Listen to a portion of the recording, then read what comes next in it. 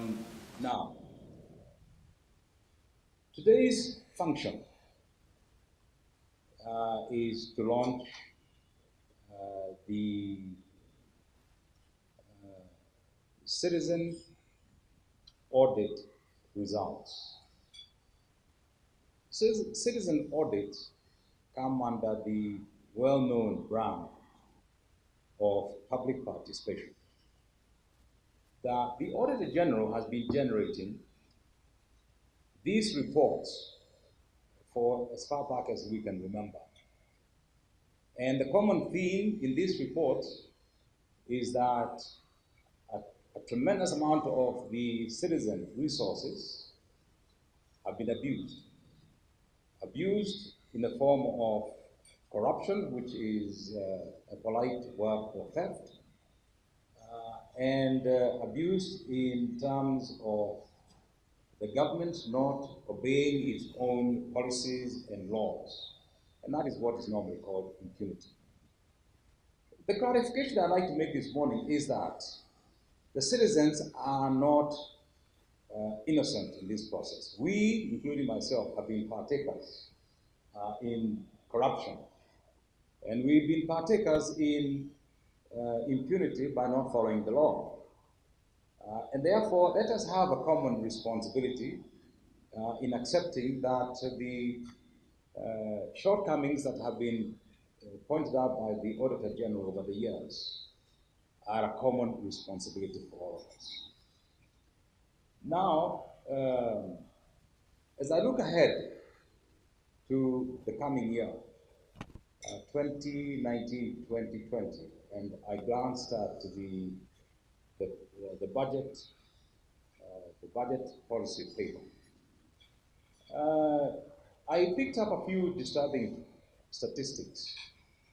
The first thing I noticed is that building from this year, our tax revenue, if you remember recently reading in the newspapers, up to the end of February, our total tax revenue is 900 billion shillings. And if you prorate that to the end of the year, it comes to a total collection of 1.35 trillion for the entire year. So next year, even assuming we grow by our tax revenue by 10%, and it's unlikely in the current market conditions that we can do that, even as be optimistic. The most that we'll be able to raise is 1.5 trillion in tax revenue. Now, our debt repayment, both interest and principal, the maturing debt next year is a total of 1.1 trillion. That will leave 400 billion to run the government. Salaries alone, and I'm delighted we have got representatives from Salaries and Remuneration Commission today. Salaries alone run at somewhere around 800 billion. So you cannot finance salaries, let alone the rest of the current expenditure. And obviously, development will be out of the question. And therefore, that is the kind of crisis that I want us to use to focus our minds this morning. So what is the solution, given that we have put ourselves, all of us collectively, in this mess? The solution is in public participation. Because public participation is provided for in the 2010 Constitution of Kenya. And the Constitution is said to be uniquely progressive. And one aspect where this Constitution is unique is in the provision of public participation. Because through public participation, we will be able to mainstream all our citizens directly into governance. And that is the key to fixing the economy. We have been passengers as citizens in this economy and in the running of the country, and we have looked to government and the politicians to be the ones who are doing all the work so that we just reap the benefit. That has not worked, and that was an illusion. It was a dream that was never to be achieved. The hard reality is that we as citizens must now accept that we must join in governance and help the government to manage this country effectively. Now, one of the areas where citizens will engage and make a huge difference is in this area of audit. So that when the government, county government, national government, fails to run the budget effectively, fails to respect the citizens' money, public money, fails to obey its own laws, fails to follow its own policies, the citizens can intervene immediately.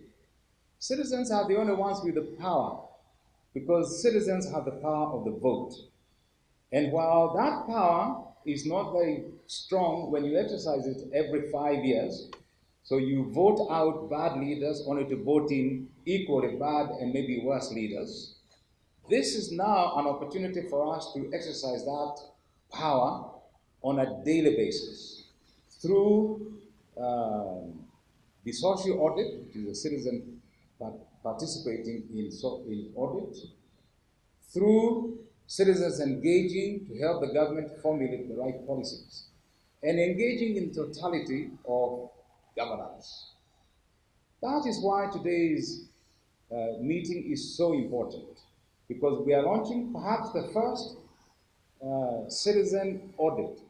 The results we will be hearing the details of, but I'm excited to know and myself, because I'm now seeing a savior in reality to our economy through this exercise. So it excites me and it gives me a lot of pleasure to see all the leaders who represent the different sections of our economy and our country. We have got people from the Auditor-General's office, the Deputy Auditor-General himself, and we've got strong representatives from the World Bank because they supported this effort.